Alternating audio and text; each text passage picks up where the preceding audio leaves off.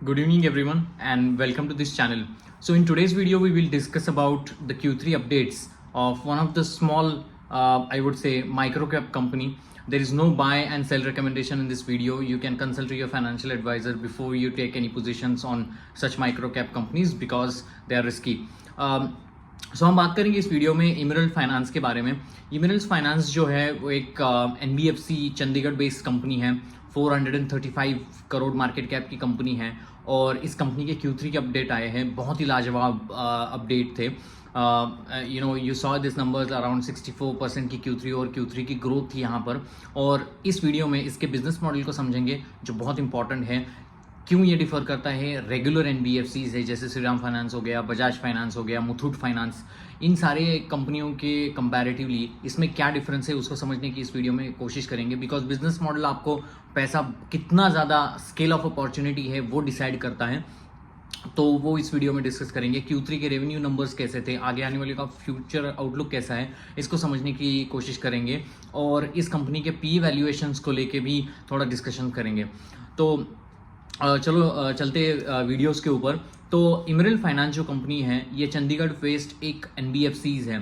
तो ये कंपनी पहले से 2015 से इनका कॉरपोरेशंस बहुत आगे से बढ़ा था। ये direct selling agent for the big corporates like the HDFC bank, axis और कोटक, इन सारी बैंकों के लिए डायरेक्ट सेलिंग एजेंट का काम वो करते थे। मतलब वो रिटेल लोन में थे, पर्सनल लोन, गोल्ड लोन, इन सारी चीज़ों का काम करते थे। मतलब ये बैंक के लिए एक एक्सटर्नल आर्म था जो कस्टमर्स को लोन देता था और थोड़ा बहुत बीच का कमीशन वो खाता था। तो ऐसी एक काइंड ऑफ कंपनीज थी। तो अभी भी उनका ये काम जारी है। लेकिन इस कंपनी में ग्रोथ बहुत ज़्यादा तरीके से आने लगा। तब से इन्होंने एक नया अपना वर्टिकल शुरुआत उसकी की है और वो बहुत तेज़ी से ग्रो कर रहा है इस कंपनी में, जिसका नाम है अर्ली वेज एक्सेस। तो आप इंडिया में देखोगे बहुत सारे कॉरपोरेट की संख्या IT के आने की वजह से बहुत बूम हो चुकी है।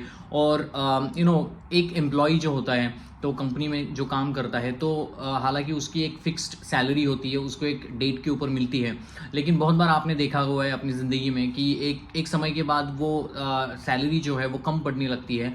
तो इसीलिए हम बैंक में जाते हैं, वहाँ से पर्सनल लोन उठाते हैं, क्रेडिट कार्ड का लोन उठाते हैं। तो ये अनसिक्योर्ड लोन जो है वो वहाँ से उठाते हैं और वहाँ पर आपको 6%, 7%, 9, 8% का एक इंटरेस्ट पे करना पड़ता है जो आप उठाते हो। तो आपकी जो मंथली जो अगर मान लो कि आपकी सैलरी X है और आपका मंथली एक्सपेंस उससे पूरा नहीं हो रहा है तो एक्स्ट्रा इसके लिए आप पर्सनल लोन लेते हो, क्रेडिट कार्ड लोन लेते हो, अनसिक्योर्ड लोन वहाँ से आप एज ओ एम्प्लॉयर उठाते हो।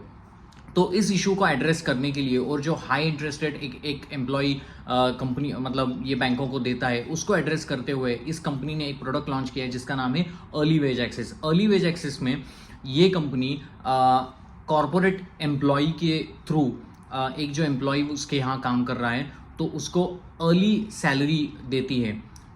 तो वो जो पूरी सैलरी होती है, मान लो कि किसी की 1 लाख रुपए सैलरी है तो ये उस सैलरी का कुछ पोर्शन मतलब 40% मैक्सिमम जो पैसा है वो पैसा अपने कॉर्पोरेट के थ्रू उस एम्प्लॉय को देती है।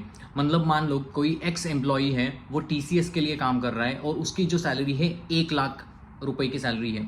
अगर उसको उसको पैसे की ज़रूरत पड़ी then he can put an request through the employee which is TCS employer who is the TCS, and then Emerald Finance is having a tie-up with the TCS for to cater their all the employees under the umbrella of the TCS।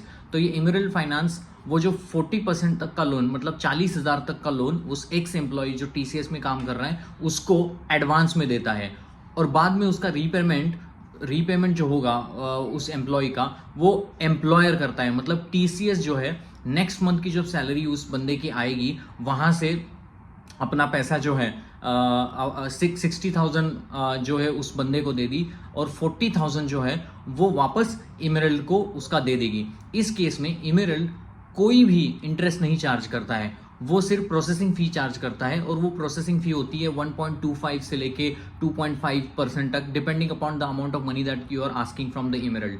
तो इस case में क्या होता है, there is a benefit to the employer like the TCS and there is a huge benefit to the person like the employee who is working in the TCS।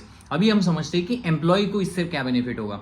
अगर मान लो कि आपके लिए कुछ पैसे की ज़रूरत मिड ऑफ द मंथ में आ रही है, अगर आपको कुछ बड़ा एक्सपेंस करना है, आपको कार खरीदनी है या आपको कोई टेलीविजन सेट्स खरीदना है या आपको अब्रॉड जाना है और आपको पैसे कम पड़ रहे हैं, लेकिन आप टीसीएस में काम करते हो, 40-50 हज़ार रुपये कम पड़ रहे हैं आपको, तो आपके सैलरी का 40% एडवांस सैलरी जो है वो ये कंपनी आपको प्रोवाइड करती है।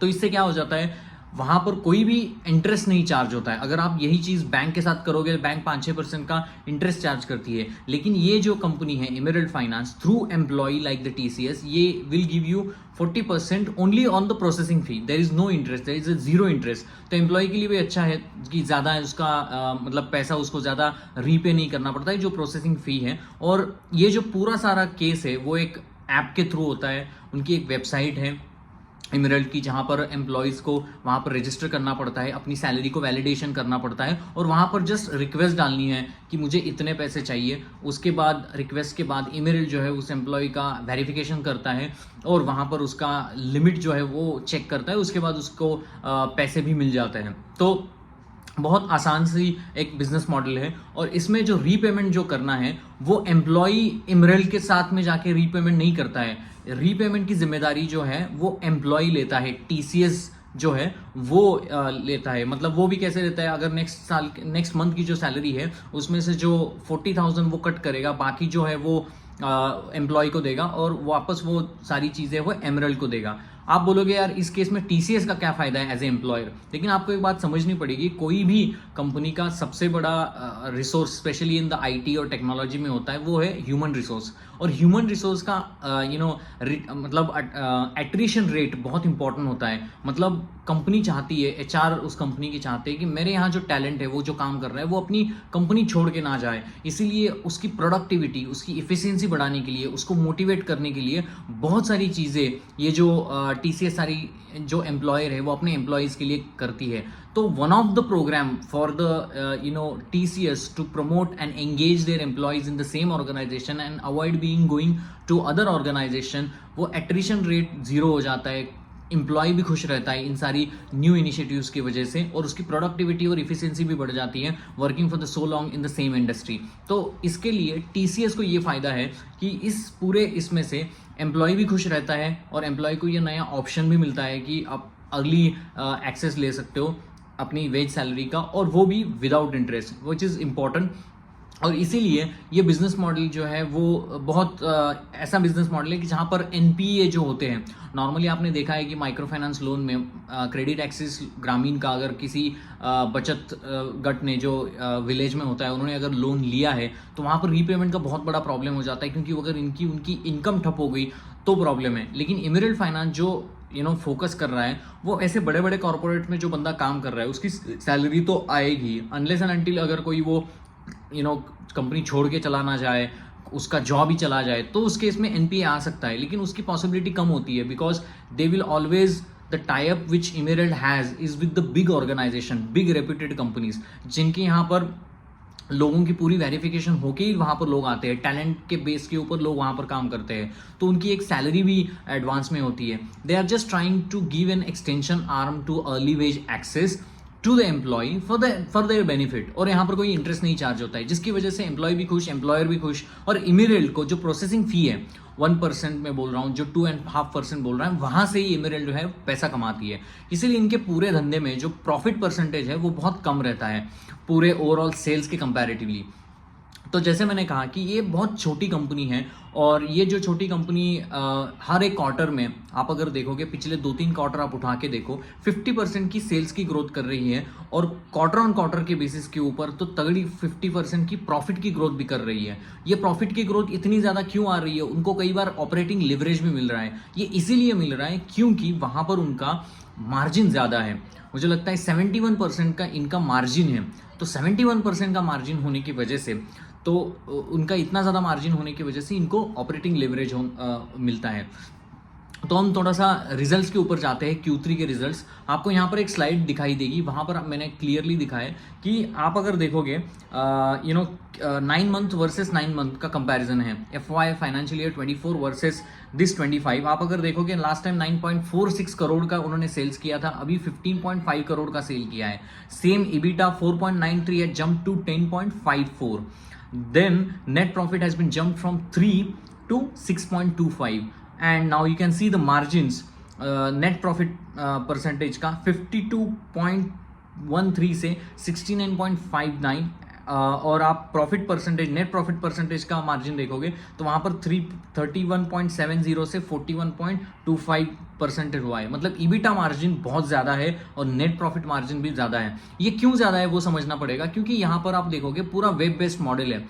आप अगर मान लो कि 5-10 करोड़ का लोन देते हो, 100 करोड़ का लोन देते हो या 1000 करोड़ का लोन देते हो, इसमें आपकी एम्प्लॉय की कॉस्ट बहुत कम है, क्योंकि आपको एक ऐप पे जाना है, वहाँ पर रजिस्टर करना है, वेरिफिकेशन पूरा होगा और वहाँ से कोई टेक्निकली लोग बैठे होंगे जो सारी चीज़ों को प्रोसेस करेंगे। इसीलिए यहाँ पर कोई अगर 4-5 एम्प्लॉई है वो 1000 करोड़ के सेल्स का भी काम कर सकते हैं और वही एम्प्लॉय 5 करोड़ का भी काम कर सकते हैं, क्योंकि टेक्नोलॉजी बेस्ड ऐप डेवलप हो चुका है और यहाँ पर ज़्यादा काम नहीं होते। मतलब employee required for to do the sales of 15 crore versus 100 crore is मोटा मोटी सेम ही होते हैं, जिसकी वजह से यहाँ पर उनकी एम्प्लॉय की कॉस्ट वहाँ पर बचती है, लेबर कॉस्ट जहाँ पर बचती है, जिसकी वजह से मार्जिन को इनको बेनिफिट मिलता है। आप अगर Q3 के नंबर्स यहाँ पर देखोगे तो वही टोटल इनकम 3.42 से इंक्रीज हुआ है 5.74 करोड़ तक। मतलब क्या है, यहाँ पर 64% की ग्रोथ Q3 और Q3 में है। आप अगर देखोगे पिछले 1-2 क्वार्टर से ये कंपनी 50% से ग्रो करती थी, लेकिन अभी इस क्वार्टर में 64% की ग्रोथ दिखाई है। And now coming back to the profit, 1.19 का प्रॉफिट किया था, नाउ इट प्रॉफिट इज 2.48, मतलब डबल से भी ज्यादा, 110% से भी ज्यादा की मतलब ग्रोथ यहाँ पर प्रॉफिट में हुई है। बीटा में भी सेम 2.03 से 4.09। और आप अगर मार्जिन देखोगे 71 की तरफ उनका मार्जिन है, ईबिटा मार्जिन की बात कर रहा हूँ। तो आपको एक समझना पड़ेगा, उन्होंने अपने कॉन कॉल में लास्ट टाइम कहा था कि हमारा 71% मार्जिन जो है वो थोड़ा सस्टेनेबल नहीं है। The margin that we have is will be around 50%, but still it's a healthy margin to go for. और इन्होंने एक गाइडेंस दिया है कि FY27 तक उनका जो रेवेन्यू था वो मतलब प्रॉफिट परसेंटेज है, मतलब जो प्रॉफिट है लास्ट ईयर में FY24 में लगभग प्रॉफिट किया था उन्होंने अप्रॉक्सीमेटली मतलब 4 करोड़ का प्रॉफिट किया था। और उनका कहना है कि ये प्रॉफिट 2027 के एंड तक 40 करोड़ करने, मतलब 10x प्रॉफिट की ग्रोथ। मतलब आप समझो कि 10x अगर कोई कंपनी का प्रॉफिट होगा तो वहां पर EPS की ग्रोथ कितनी होगी। 4 करोड़ से प्रॉफिट जा रहा है 40 करोड़, तो EPS की अगर ग्रोथ हो जाएगी तो एज ए इन्वेस्टर हमें यही चाहिए कि EPS की ग्रोथ, तो PE का री रेटिंग होने का संभावना भी ज्यादा है और आपका मार्केट कैप है वो भी बढ़ने का संभावना है। तो 435 करोड़ से तो बहुत आगे निकल सकता है ये मार्केट कैप। और यहाँ पर आप देखोगे how they make a money, each quarter में number of types that they do with the corporate is increasing. मतलब उन्होंने कहा था साल के शुरुआत में कि 100-120 तक हम कॉर्पोरेट्स को टाइप करेंगे इस प्रोग्राम में, लेकिन उन्होंने उतना नहीं किया है, लेकिन फिर भी हेल्दी है। उनका भी प्लान है कि 60 कॉर्पोरेट्स को वो अपने साथ जोड़ेंगे। Q1 में उन्होंने कुछ 25 आई थिंक 15 को जोड़ा, Q2 में 10 कंपनियों को जोड़ा, Q3 में उन्होंने गाइडेंस दिया था कि 15 कंपनियों के साथ नया टाइप वो करेंगे, वो उन्होंने पूरा किया। तो लगभग अभी उनके पास 45 टाइप्स है 45 कॉर्पोरेट के साथ। उनका कहना है कि Q4 में ये टाइप हम और 15 कंपनियों के साथ करेंगे, तो टोटल 60 कंपनियों के साथ इनका टाइप हो जाएगा। जितना ज़्यादा कंपनियों के साथ इनका टाइप हो जाएगा उसके उतने एम्प्लॉय उनके पास आ जाएंगे अम्ब्रेला के बीच में, और जिनको ज़्यादा उसकी ज़रूरत है वो भी उनको लोन दे पाएंगे। तो ये इंपॉर्टेंट है। तो 60 टाइप है आगे जाते हुए आगे समय में। एंड टुडे उनका कॉन कॉल है, मैं पढ़ूंगा उसके बारे में and I will update more on this company and you also have, I am encourage to you to do it, कि कॉन कॉल एनालिसिस इंपॉर्टेंट होता है। तो आज उनका कॉन कॉल है इमरल फाइनेंस का। तो आप अगर देखोगे तो पूरी तरीके से आप देखोगे यहाँ पर ग्रोथ ज़्यादा है। और दूसरी चीज़, now they are also working on a new product launch that कि they want to give a flexibility to the employee. मतलब वो लोग सोच रहे हैं कि EMI के बेसिस के ऊपर उनको लोन क्यों ना दिया जाए।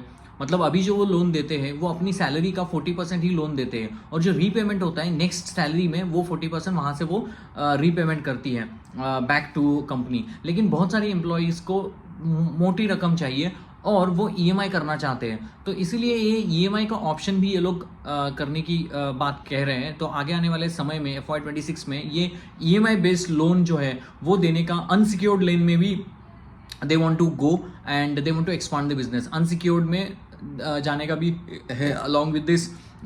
ये जो लोन वो दे रहे हैं जो 40% ऑफ सैलरी तक ही इमरल्ड फाइनेंस देती है, तो कंपनी अच्छी है। आप अगर PE का वैल्यूएशन देखोगे अभी मुझे लगता है 56-58 का PE है अप्रॉक्सीमेटली। ये 37 का PE था जहां पर मैंने इसको ट्रैक किया था, वहां से 70 का आया था। लेकिन नॉर्मली इनकी जो ग्रोथ आ रही है वो मतलब हर quarter Q1 to Q2, Q2 to Q3 and Q3 to Q4 20% की प्रॉफिट ग्रोथ आ रही है।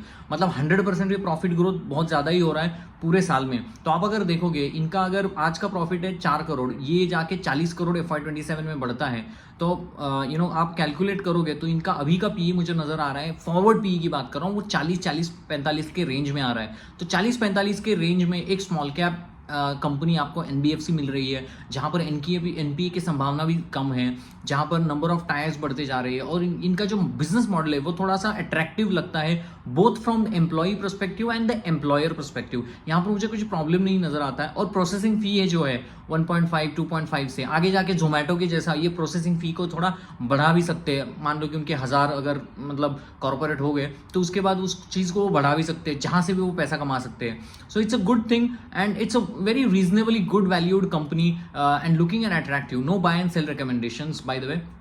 If you like my videos, then please like, share and subscribe. That gives me the motivation to give you the new topics on the good small cap and the micro cap companies which we are discussing. No buy and sell recommendation, by the way.